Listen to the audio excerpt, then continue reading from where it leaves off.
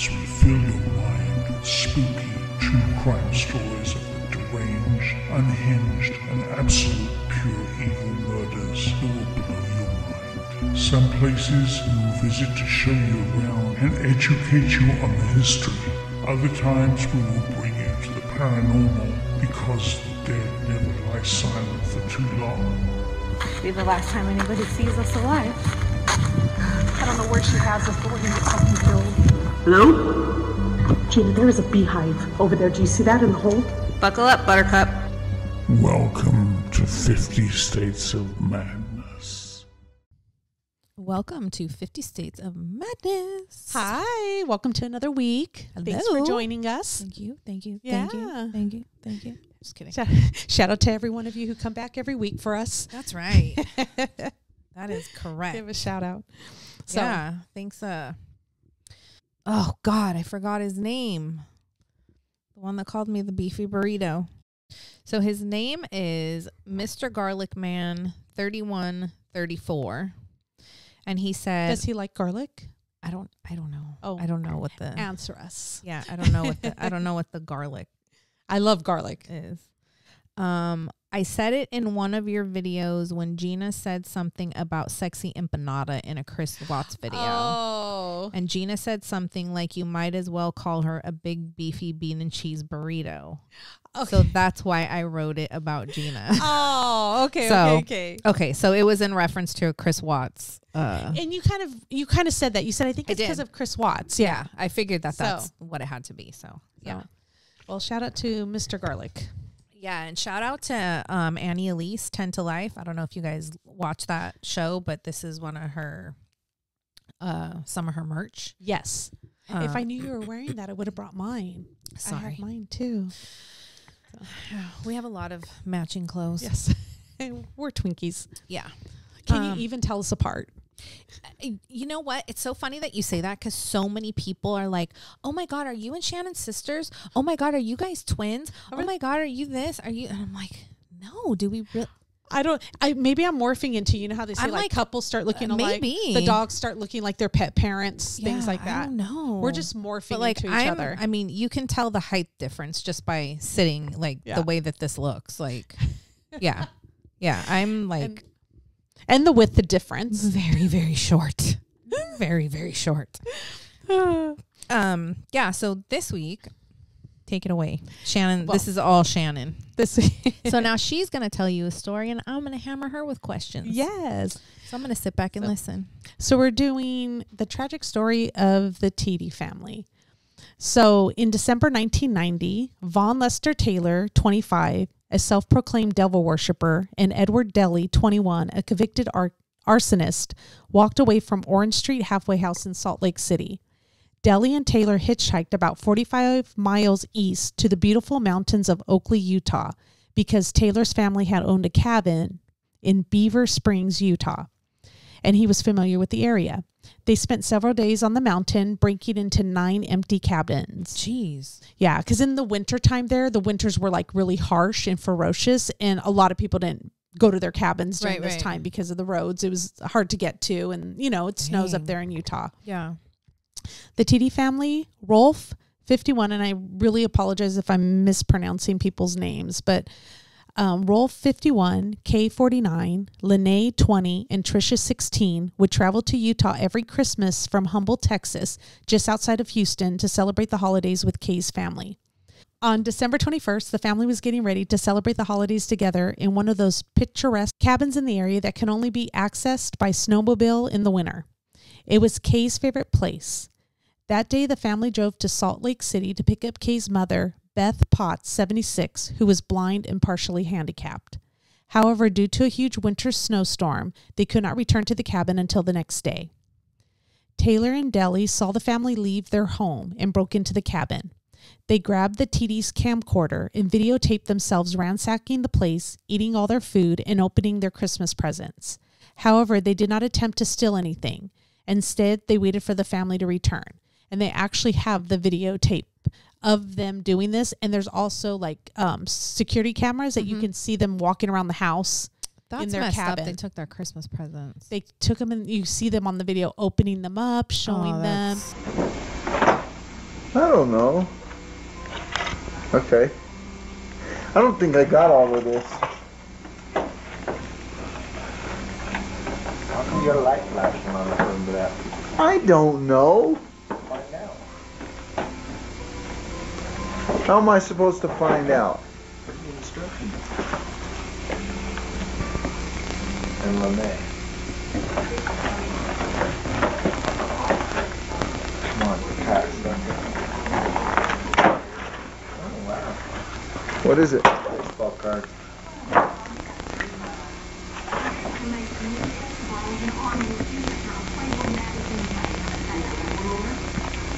Okay. Let's see a couple of them. Oh, there's football and basketball. Show them this way. Turn them this way.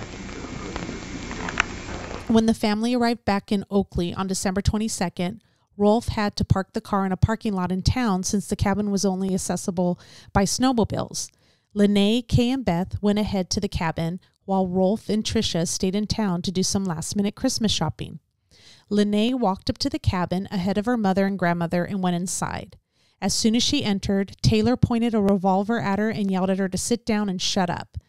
Then Deli comes from out of the bedroom pointing another gun at her.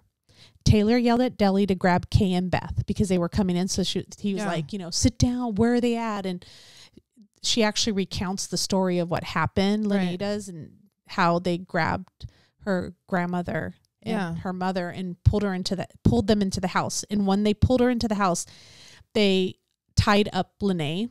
Oh my God. And so he ordered Deli. So it sounded more like Taylor was giving the orders. Right. And Deli was kind of following along. So Deli then tied up Lene while Kay was trying to reason with Taylor. She was like, we'll give you money. What do you want? Whatever you want, you can take. Take it, yeah. Yeah. Within 3 minutes, Kay and her mother Beth were shot dead as Lene watched in horror. Back in Oakley, Tricia and Wolf were finishing up at the snowmobile repair shop before heading to the cabin. At that time, when they were standing at the counter, Tricia says that she got this really bad pit in her stomach, and she turned to her dad and she said, something's wrong. Like, I don't know what it is, but something's wrong, which actually prompted Rolf, he spells it R-O-L-F, Wolf, actually prompted him to call the cabin while they were at the checkout counter. Oh, God. At the store. They were at the snowmobile paying for something. Yeah. And so when he called, Lene says that Taylor got pissed off because the phone was ringing. So he pulled the phone off the wall and the line just went dead. So Rolf, now at this point, he's sensing something's wrong. Right. So Rolf and Tricia jumped on the snowmobile and raced up to the cabin. Lene knew that her dad and sister would be coming up to the cabin soon and tried to convince the two men to leave. They told her that they had to burn the place down first because there were too many fingerprints that they had left all over the place. Deli and Taylor then dragged Kay and Beth across the living room floor and out onto the deck. They covered them with blanket and snow to hide the bodies. And when they pulled them, they had a lot of blood off them that actually, I'll put up the crime scene photos, but they have where you can see where the blood went through the deck. And because it was freezing weather at the time. It was frozen. You see it just frozen in its place. It didn't even drip down through it just froze. Then they headed to the garage. As soon as they got to the garage, they can hear the snowmobile coming up the driveway. Deli and Taylor ordered them at gunpoint to come into the garage. Rolf tried to reason with them and even took the cash out of his jacket and threw it on the ground for them to take. Taylor then yells at Deli to shoot Rolf. Deli hesitated, so Taylor took his gun out and the girls watched as he shot their father in the face.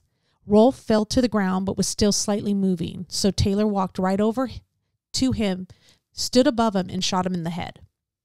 God. Before the men left the cabin, they poured gasoline throughout the cabin and intentionally set it on fire in order to destroy evidence of their crimes. They forced the sisters to snowmobile down the mountain with one killer on the back of each vehicle. So they're actually driving the snowmobiles. And they were talking about how they had thoughts, like each one would think, like, how can they save the other sister? And one was thinking, like, I can just, like, hit a tree and he'll fly off. Yeah. But then my sister's stuck in the back with the other guy with the gun, So what do you do? Yeah. So they were really terrified and scared. Miraculously, Rolf, who had caught fire, woke up and went into the shower to put out the flames.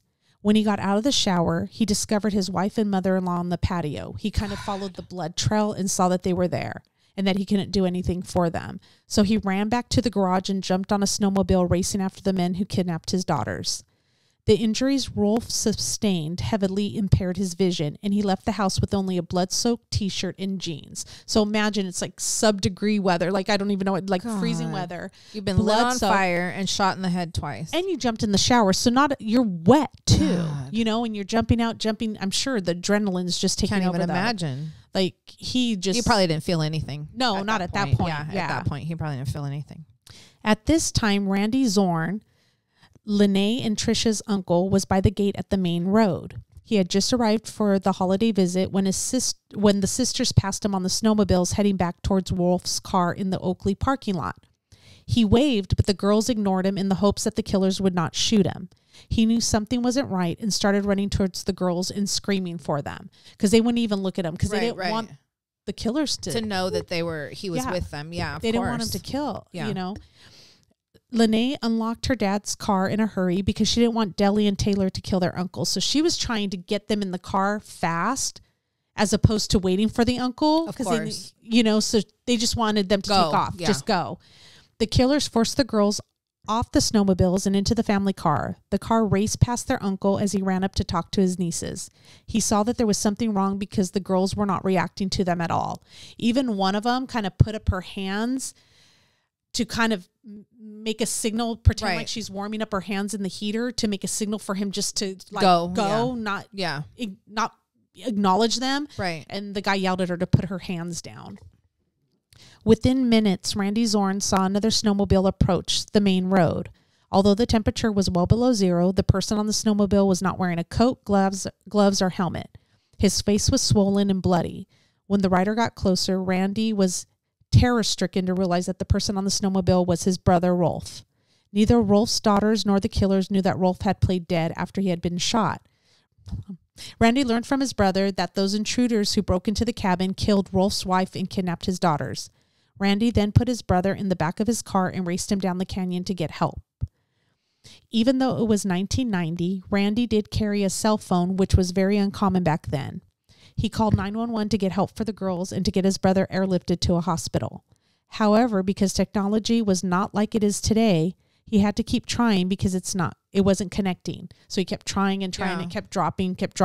Plus he's in the mountains. Of course. Back in the car, Lene thought that she needed to get the kidnappers to slow the car down so they would not disappear forever. So she was thinking, like, how can they not just take us and disappear with us? Yeah. So she was trying to think of ways to get them to slow the car down or to stop the car. So she actually turned to him and said, I have to go to the bathroom. I have to pee.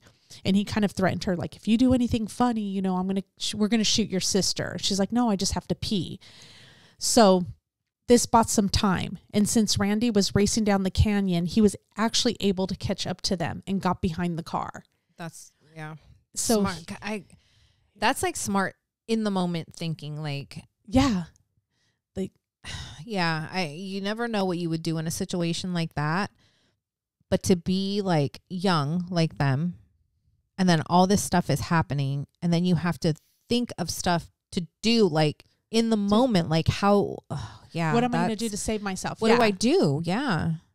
Well, not only themselves, but they're trying to save the uncle. They're trying to, everybody. I think too, you're like, when you're at that heightened. Yeah. That fight or flight. Yes. And it's running through. I think it does make you, like, they have done cases where it makes you actually smarter and like you're thinking quicker on your feet. So he was driving directly behind them when he was finally connected to 911. Armed with the information that Randy provided, the police mobilized to capture the suspects and save the young girls. Taylor was driving, eluding roadblocks, and engaging authorities in a high-speed chase through several towns, sometimes going over 100 miles per hour.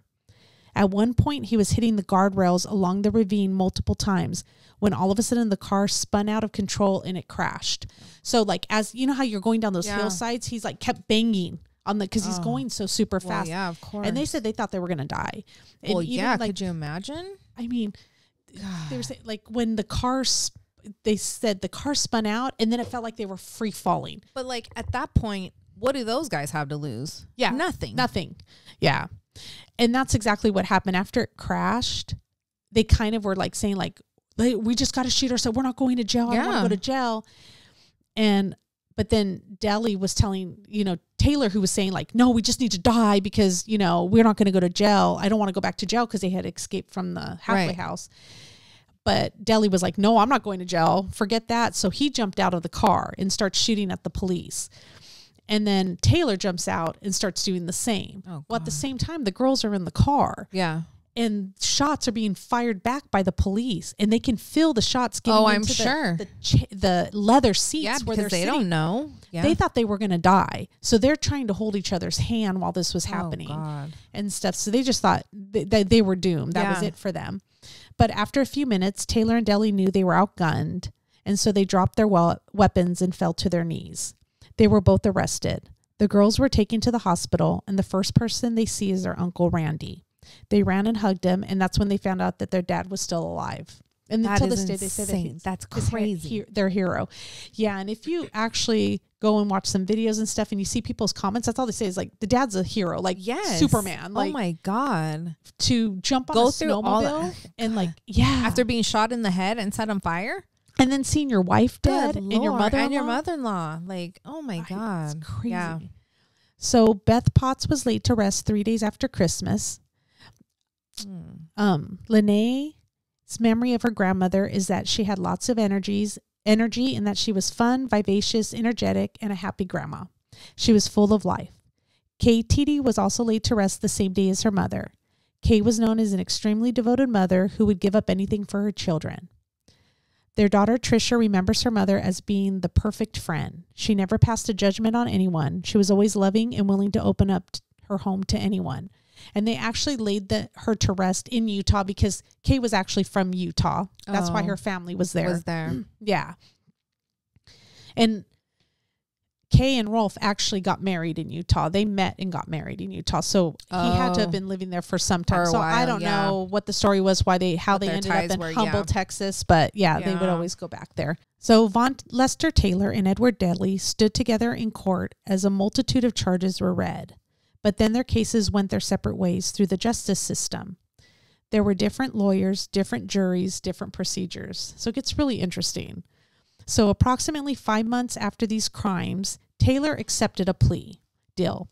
He pled guilty on 2 counts of capital murder in exchange for 8 lesser charges being dropped. But the dumbass didn't realize that the charges he agreed to came with capital murder, like death penalty. I mean, that's like done. You're a done deal. So he didn't even bargain out the death penalty. What an idiot. Yeah. So what an idiot. So it didn't take the death penalty off the table. What a dumbass. So he still had to go before a jury who would decide a sentence, life in prison or death. He testified, but judging from the transcripts, he did himself no favor. He was argumentative and had a convenient memory lapses.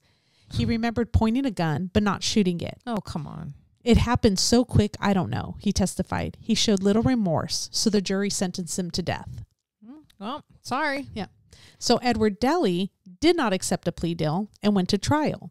Investigators expected that he would also be convicted of first-degree murder. Instead, his attorney argued that it was Taylor who did all the shooting. Deli denied shooting anyone during the crime spree. Prosecutors said common sense indicated otherwise because he was seen several times carrying one of the murder weapons and reloading it. The defense team subjected the Tiede sisters to grueling cross-examination. Trisha and Lene both testified at the trial. Despite their youth, authorities felt that the 2 sisters were excellent witnesses. They were very sure about the things that they had seen, and they were able to speak about the horrors of the day in a detailed and unemotional way. The girls' testimony was not without personal costs, though. Lene resented that as a victim, she had to put one of the murder weapons in her hands. They actually had her hold the murder weapon. God. She had watched her family murdered with these weapons and questioned why she had to touch them. And I understand that. Why would she have to? Why? She wasn't the one holding it during the... why would they do that? Maybe to say, like, how did he hold it? I don't know. Oh, God. Rolf was also a valuable witness. The defendants clearly did not expect that he would live to testify against them. The most damning evidence was the videotape found at the crime scene. Of course. It placed him there. So The verdict was second-degree murder, which meant the death penalty was no longer an option because the jurors said that there was one holdout. One person was holding it out.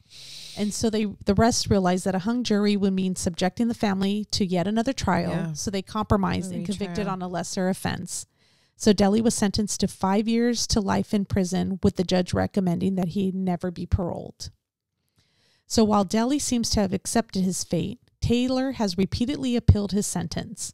In his third trip to the Utah Supreme Court, his current attorneys claim that the autopsies show that Taylor is factually innocent. Even though he admits firing the first shots, he says that the fatal wounds came from Deli's gun and that Lene has been inconsistent in her accounts because she's the one who said that Taylor's the one who shot did the death shoots.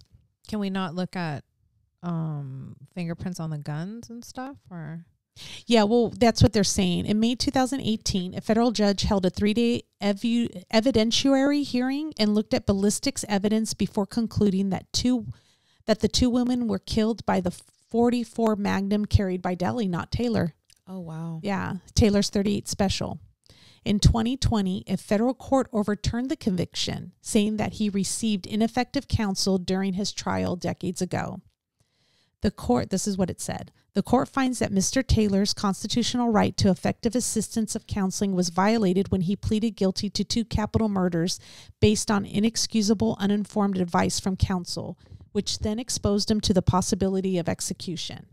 The record shows there is a reasonable probability that, but for trials counsel's failure to investigate, Mr. Taylor would not have pleaded guilty to 2 capital murders and would have insisted on going to trial with evidence that Mr. Deli, not Mr. Taylor, caused the deaths of Kay and Beth.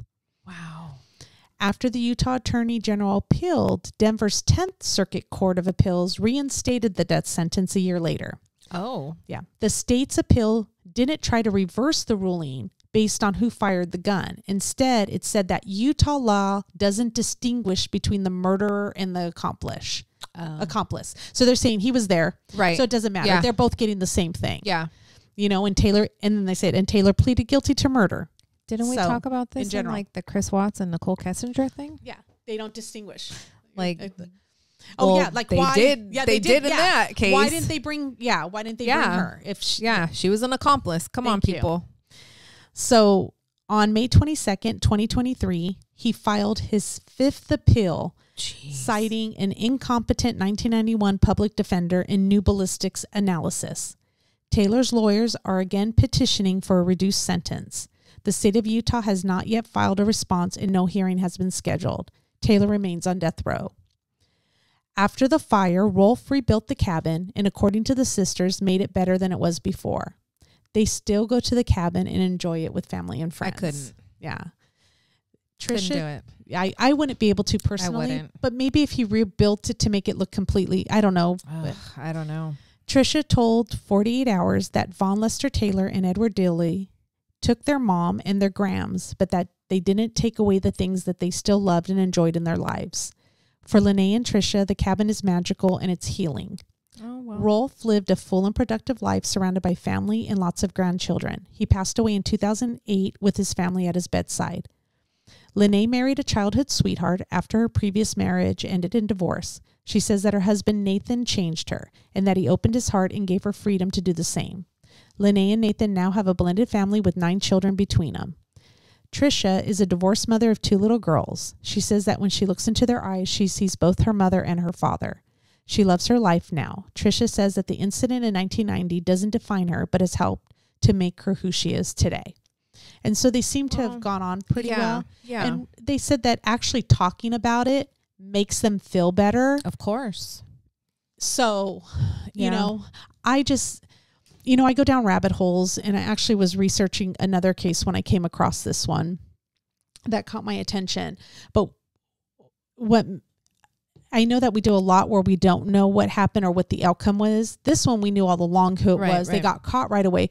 But I'm really interested in the judicial system and how two people go in and do the exact same crime. To me, it's the exact same crime. Yeah. But they come out with two very different verdicts. Sentences. Yeah. And so, not verdicts, but sentences, because they're both found guilty, but two very different sentences. One's on death row and the other one isn't, based off, plea deals or whatever. I mean, it wasn't didn't even sound like it was looked into. Once he took the plea deal, then it was like, okay, you're guilty of 2 capital murder, like that's exactly what they're saying was the ineffective counsel, because it basically who they assigned to be his lawyer did not investigate at that point, just stopped the investigation and said, okay, we'll just, if you think about it, it's very similar to the Chris Watts case. As soon as he pled guilty, that was it. Okay, done deal. Everything's done. We're not sentencing, and that's it. You're in jail. This is your sentence, and no more investigation. Nothing else into it. Nothing. And that's where he's coming back saying, "Wait a second, but if that guy wouldn't, if the other one wouldn't have said anything, they never would have looked into it." Yeah. I mean, regardless, the other guy, the death penalty was reinstated, so it didn't matter. But still, yeah. But the thing is, if they wouldn't, if the other one was saying, no, you're the one who shot the gun, but they were saying, nope, you were the one who actually did the fatal shots. But then again, like they said, Utah doesn't distinguish between the two. But that's what they're saying with the lawyer, is that the lawyer didn't even advise him correctly. Yeah. Like with having, you're dropping all these lesser charges, but the death penalty is still on the table. Like, usually when you're doing a plea deal, usually when you're doing a plea deal, it's taking off. It's to benefit you. Yeah, it's taking off the bigger charge. Something. Yeah, like I don't know. Or at least you're saying, okay, I won't have you go through all this, but because so now life in prison, but it's to still get the death penalty after a plea deal, come on. Like what would the difference have been if you would have thrown on those other 8 charges? He probably would have got off better. Thank you. So it was really bad. I mean, I agree with that too. He had really bad advice from a counsel. 100%. I don't think it should reverse the verdict. No, of course but not. Maybe you do need to. Maybe right now what they're doing is like, let's look at the sentence. Let's look at this all over again. But I think he needs to. I think put them both on death row. I mean, I'm not against that at all. No, put them both out there. Yeah, but yep, that's the one. That was a very interesting story. Yeah. So tell me what your thoughts are on this. If you think that both death penalty, both of them should have the same sentence. They both did the same crime. So. Tell us your thoughts, definitely. I think it needs to be looked at again for sure. Yeah. Well, 5th time. Yeah. 5th time's a charm. Isn't that what they always say? Right? So, well, thank you for joining us for another week. Yes. And we will be back next week with, I don't know what. Another episode. Of Shannon and Gina going down the rabbit hole. That's right. Okay. Thank you. Bye. Have a good one.